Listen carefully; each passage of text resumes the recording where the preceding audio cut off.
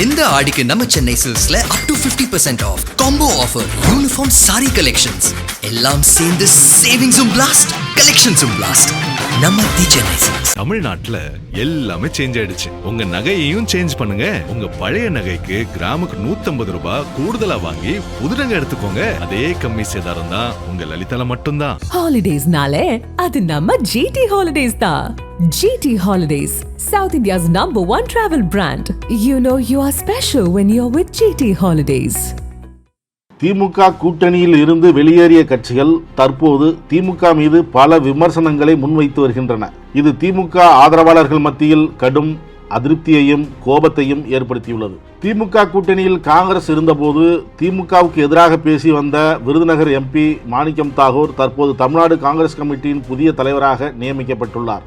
தமிழ்நாடு சட்டமன்ற தேர்தலுக்கு முன்பு ஆட்சியில் பங்கு என்ற முழக்கத்தை முன்னெடுத்த காங்கிரஸ் கட்சியினரில் முக்கியமானவர் மாணிக்கம் தாகூர். தமிழ்நாடு காங்கிரஸ் கமிட்டியின் புதிய தலைவராக நியமிக்கப்பட்டுள்ள விருதுநகர் MP மாணிக்கம் தாகூர் சென்னை சத்தியமூர்த்தி பவனில் பொறுப்பேற்று பேசிய போது, தமிழகத்தில் கட்சி அமைப்பை நாம் அடுத்த நிலைக்கு கொண்டு செல்ல வேண்டும்.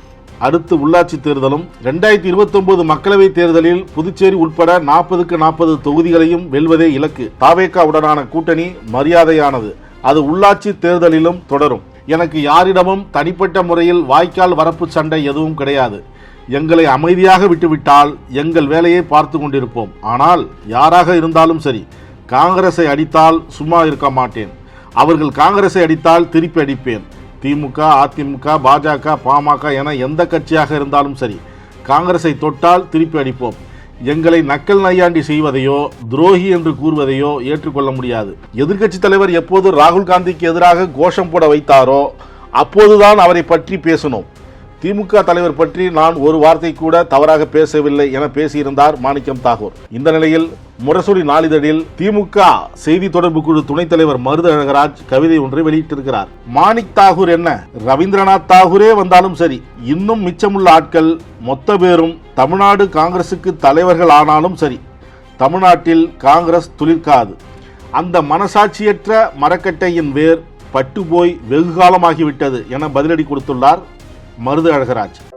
நக்கீரன் டிவிக்கு சப்ஸ்கிரைப் செய்யுங்கள். உங்கள் ஆதரவே எங்கள் பலம். ஆசிரியர்களுக்கு நண்பனாகவும் மாணவர்களுக்கு ஆசானாகவும் திகழும் தேர்வு வழிகாட்டி.